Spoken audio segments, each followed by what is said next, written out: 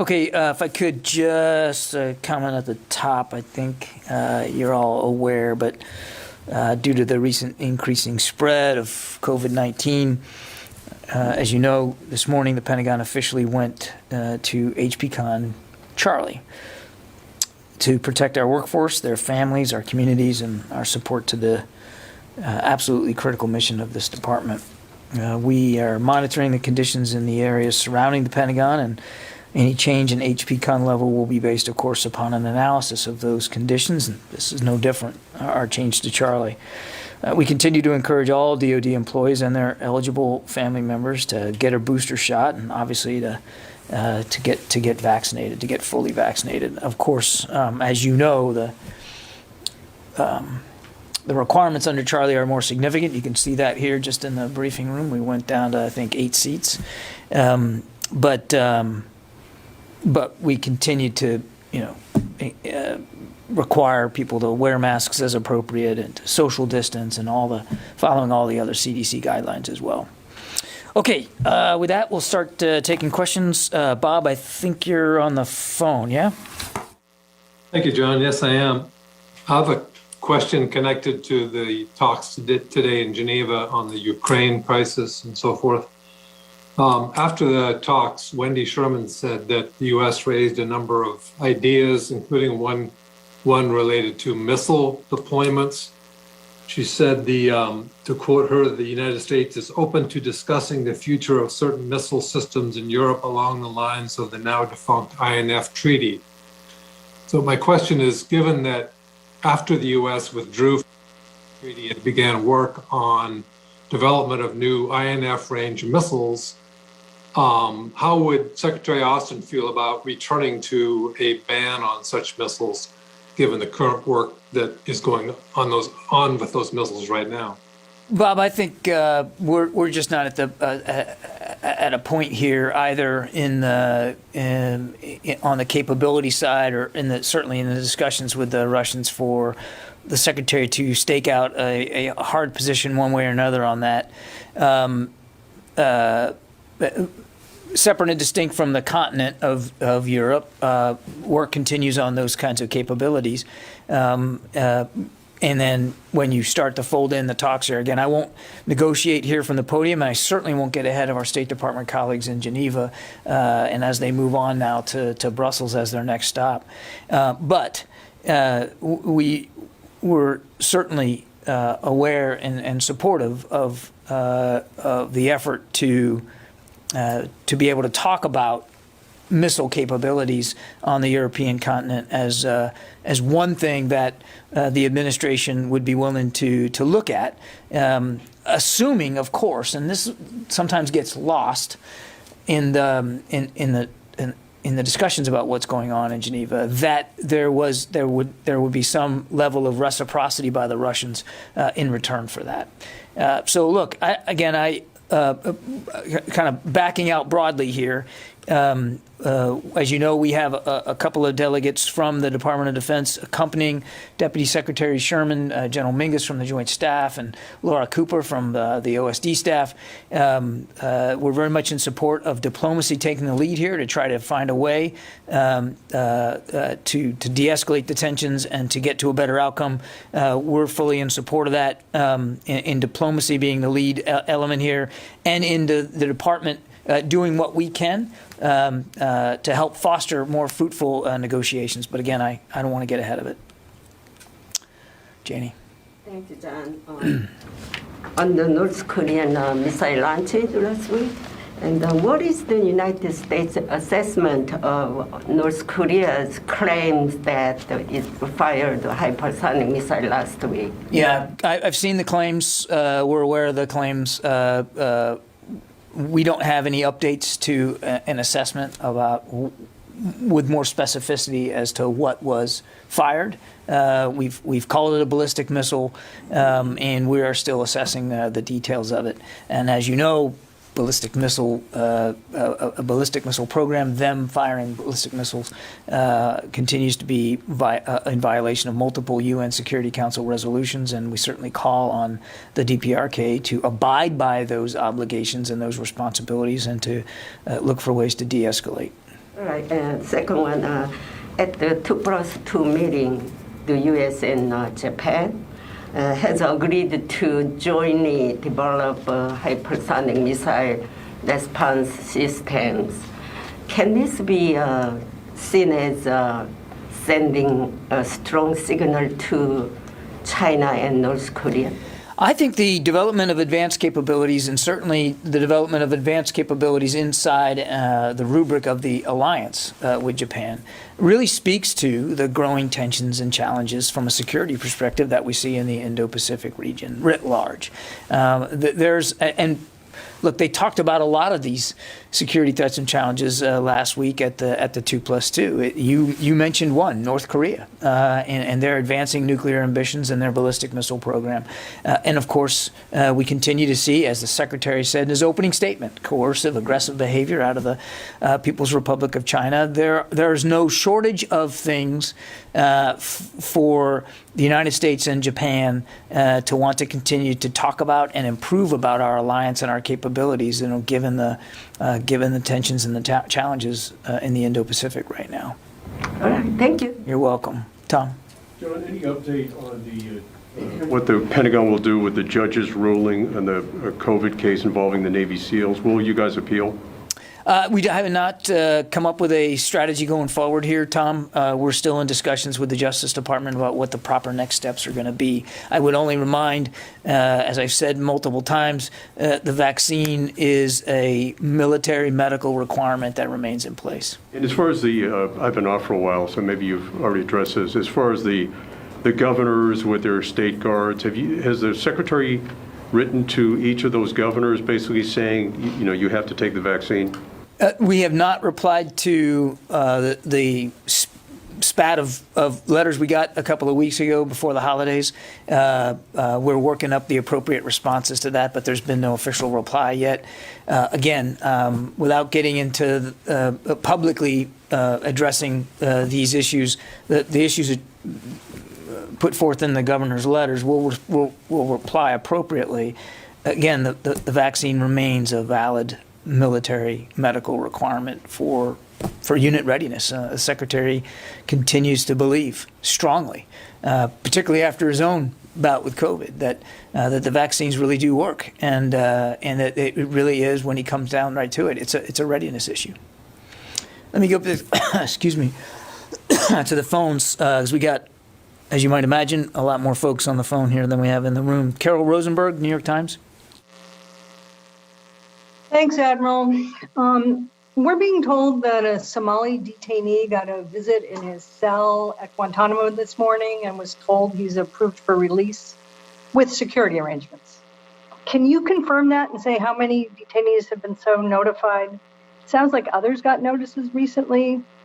The sister of another forever prisoner, a Yemeni, announced his release decision on Facebook. So how many are there? Thanks, Carol. I can't confirm those reports, Carol. I have no transfers out of Guantanamo to speak to today. Follow up. This is not a question about a transfer. It's a question about approval by the Periodic Review Board, which is, I guess, based in the Pentagon and under OSDPA. No, I'd give you the same answer right now, Carol. Again, I've heard those rumors, but I really don't have anything to speak to in terms of review board approvals or decisions. I just don't have anything to speak to about it today. Any taken? Thanks. Jeff Shogel. Thank you. Can OSD say why booster shots are encouraged but not required for service members? Jeff, no, thanks for that question. We are still in discussions here at the Pentagon about the booster shots, and there's been no decision made about making them mandatory. They are still not mandatory. But as the Secretary has said many times to the force, that in fact, I think I just did, that if you're eligible and you meet the criteria, we absolutely encourage those members of our workforce to get the booster shots because it really does help lessen the effects if, in fact, one contracts the virus. So no decision yet. we're still talking about that. And obviously, if there's a change to the current posture with respect to boosters, we'll certainly let you know. Carla Babb. Hey, John. Thanks for taking our questions. Going back to Russia, Ukraine, according to Wendy Sherman, Russia has claimed that it has no intentions to attack Ukraine again. So how confident is the U.S. military in such a statement by Russia? And has the Pentagon seen any decrease in Russian military's presence around Ukraine? We've seen no major changes to the force posture by the Russians in the border areas around Ukraine. There continues to be a sizable element there, so nothing specific to speak to, at least in a macro sense. And I would just refer you back to what Deputy Secretary Sherman said when asked about those comments. I mean, she was very clear that if the Russians are serious about de-escalating, they can start by starting to remove some of those troops, from decreasing some of that force posture. You said no major reductions. There have been some reports that some of the Russian troops around Ukraine have gone up to Kazakhstan. Have you seen any indication? I don't know that that's true. I've seen those reports too. What I can tell you is, and again, we've been very careful not to get into a day-by-day sort of blow-by-blow analysis of what they have around the eastern part of Ukraine. What I can tell you with confidence is we have not seen any decreases. They continue to have a sizable force posture right to the east, to the north, and even to the south, and we've seen no major changes to that. So I wasn't trying to get hung up on the word significant. I guess I was trying to nod to the fact that we aren't going to get into a detailed assessment one way or another, but the situation remains that they have a sizable force posture there. Yeah. Thank you, John. Fadi. So Guantanamo Bay Detention Center is turning 20 tomorrow. President Biden had promised to close the prison. New York Times reported late last year that the Pentagon is building a second courtroom. Can you highlight or update us on any steps that have been taken by the DoD or the administration in general towards fulfilling that promise? Well, I would tell you the administration remains dedicated to closing the detention facility at Guantanamo Bay. There's nothing's changed about that. We are in a review right now about the way forward there, so I won't get ahead of that. But to that end, as the National Security Council staff continues to work closely with us here at DoD, with the State Department, with the Justice Department, and other departments and agencies across the federal government about what that's going to look like going forward. And when is that review? I would point you to my colleagues at the National Security Council staff. They're running that process. But we continue to be committed to closing down that facility. And of course, that means whittling down the population, which is very small right now. I think there's just over 3 dozen detainees remain from the nearly 800 that were there at its peak. So small number. Not surprisingly, they are the hardest cases to deal with and to adjudicate. And so we're working our way through that right now. So, but up until this review is over, no steps have been taken? Well, again, I don't want to get ahead. No, I wouldn't. You're asking for concrete steps to close it. Well, that's what the review is about, is helping us find out what the best concrete steps are for. Yeah, so in the meantime, though, again, without speaking to Carol's question specifically, I don't have anything to announce or speak to with respect to that today. But in the meantime, we continue to look and have looked for ways through the review board process to transfer and relocate detainees outside of the facility. Can you say how many might be eligible for reallocation? So I would tell you 13 of the remaining detainees are eligible for transfer. The diplomatic process is underway to work to transfer or repatriate them as appropriate. 14 are eligible for a periodic review board. All of them have undergone a review since the start of this administration. 10 are involved in the military commissions process with charges pending or trial or pretrial proceedings that are underway. And two detainees have been convicted in military commissions. So 39 in total, right? Yeah. Thank you. Yeah, you're welcome. Let me get back to the phones here. Tom Squitieri. Thank John, good afternoon. Thanks. I have two questions emanating from Ukraine. One is over the last couple of weeks, Swedish defense ministers have been very strong in their language in support of NATO and a strong position on Ukraine. Likewise, Finland has said, if Russia pushes it, it could consider joining NATO. What are the advantages of having Sweden and Finland in NATO? That's my first question, please.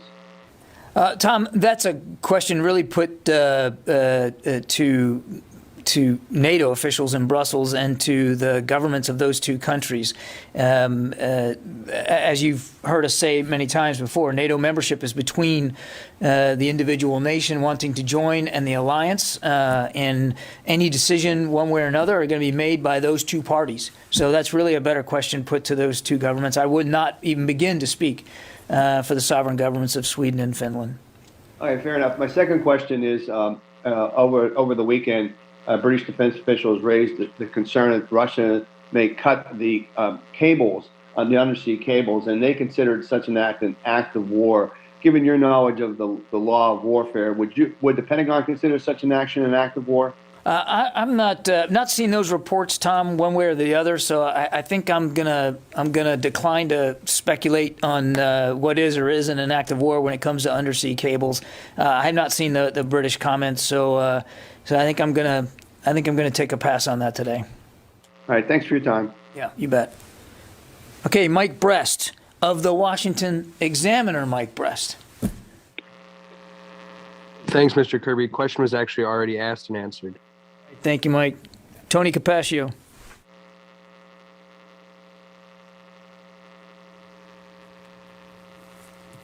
You there, Tony? Hey, John, sorry, I muted myself. Tony Capaccio. Go ahead, Tony. John? Yep, I got you. Sorry, I muted myself accidentally.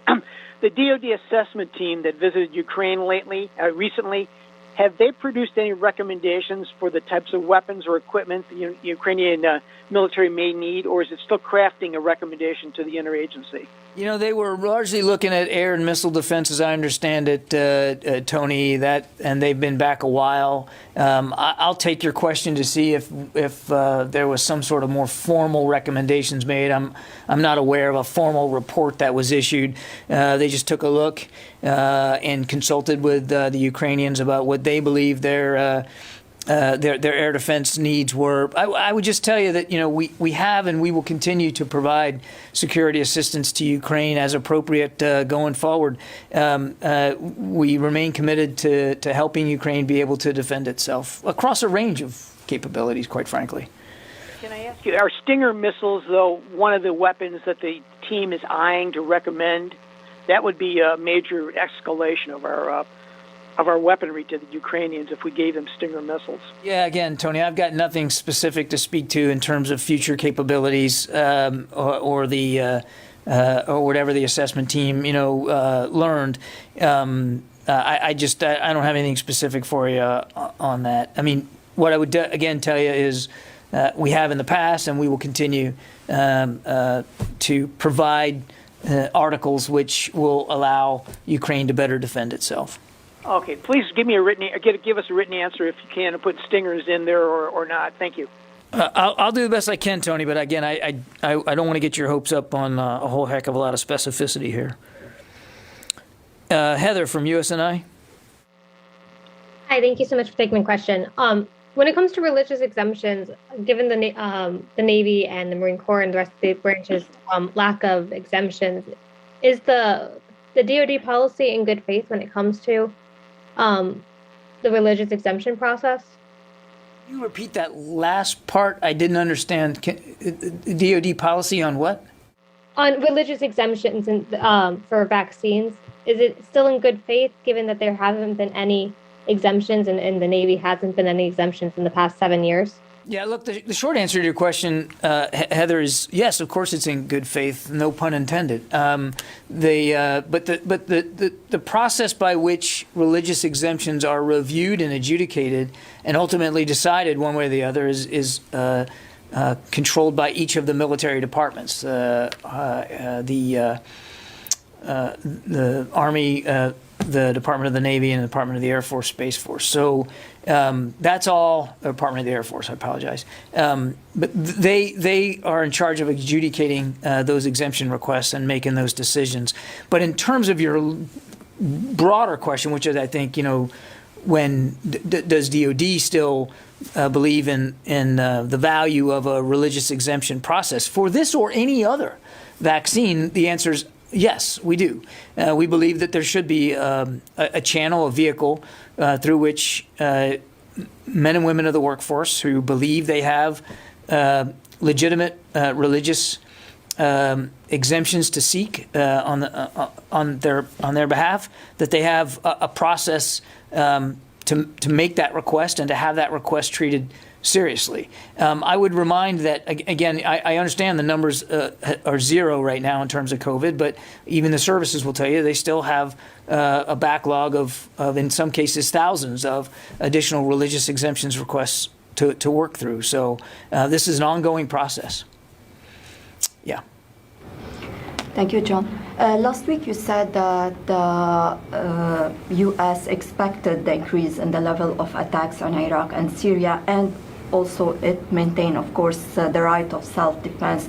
My question is if the department will stay on the defensive side or position there, or if it has maybe, or it's considering a plan to maybe intervene in the future to prevent such attacks.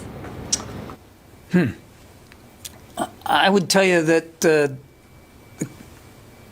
we retain the right of self-defense to protect our troops. And you saw in Syria a week or so ago that Inherent Resolve commanders actually took some steps preemptively as they saw launch sites being developed around Green Village to strike those sites before rocket attacks came in. So protecting the troops means doing what you have to do with the information you have available and your authorities to protect the troops. So I don't know. I mean, I understand the nature of the question, offense versus defense. They have the right of force protection, self-protection, self-defense, excuse me. And we expect commanders to act on those authorities and those responsibilities in the way they deem best fit, given the threat that they're facing. But in Iraq, where the mission is different now, you still have the same capability to self and protect your troops? We are in a different mission, advise and assist. That is true. That officially changed over at the end of the year. But that doesn't mean that our commanders have any less ability or less responsibility to defend themselves and defend their troops, and as well as our Iraqi security force partners. Caitlin from Stars and Stripes. Hey, John, thanks. Hey, on Friday, DoD announced it had awarded a $50-some million grant to purchase at-home COVID tests to support the president's mission. Wondering how many COVID tests that helped, or that purchased, and also why it was DoD that made that purchase and not another agency that's more interior motivated. I don't know that I have an exact number of how many tests that got us, Caitlin. So why don't you let me take your questions and get back to you rather than spitball from up here. Okay, thank you. Bet. Christine? Christina Anderson? Sorry, Christina, yes. Oh, great. Thank you for taking my question. The OSCE Special Monitoring Mission has reported a change in level of ceasefire violations in both the Donetsk and the Luhansk regions. I wonder, there's a big increase, is the upshot of it. Would you like to comment on that? Is there any conclusions we should draw? Thank you. I'm sorry, can you repeat it again? The OSCE Special Monitoring Mission, which patrols the line of demarcation in Ukraine's Crimea area, has just reported today uptick in ceasefire violations in both the Donetsk and Luhansk regions. It's pretty significant. from 152 violations in the Donetsk region to previously it was only 85. In Luhansk, it's gone from 58 to 791. I was wondering if you might have thoughts about that. In the OSCE report, certainly I'm not refuting it at all. I just haven't seen it. I would just tell you that, as we've said before, we want to see the tensions de-escalate. We certainly want to see the violence stop. It is clear that Ukrainian troops are in a hot war every single day in that area, in the Donbass region. And as we have said many times, it's important for the Russians to observe the Minsk agreements, to pull back and to cease the violence. We've been very clear about that. But again, I can't speak with specificity on this exact OSCE report. I just haven't seen it, Christina. Thank you. Okay, and looks like the last one for today, Abraham. Hey, John, can you hear me? I got you. Yeah, sorry about that. Okay, I muted myself. Any indication from the White House, John, when the budget will be released? And this delay, if it runs into late March, April, what does that delay mean for DOD? Thanks. It's actually OMB is the right agency to talk to about this, Abraham, in terms of timing. I don't have any indication right now of what budget release time frame is going to be. As you might imagine, we are hard at work on starting to build out the 23 budget, as you would expect we would do after the holidays. That's the normal process. And we're going to continue to do that. The Deputy Secretary is leading that effort, and it's a very active effort, as you might imagine. But in terms of specific timing, I just don't have it for you. Now, to your second question, I mean, obviously, in a perfect world, you always want to get that laid out as early in the year as possible to allow for the legislative process to continue so that you can get the funding on time. It was late last year, not lots of reasons, and some of it being that, it had a new administration coming in. So we're going to keep working at it so that whenever it's decided that there's a budget release date, that we're going to be ready for that to execute as quickly as possible. Okay, thanks everybody. Appreciate it. Thank you.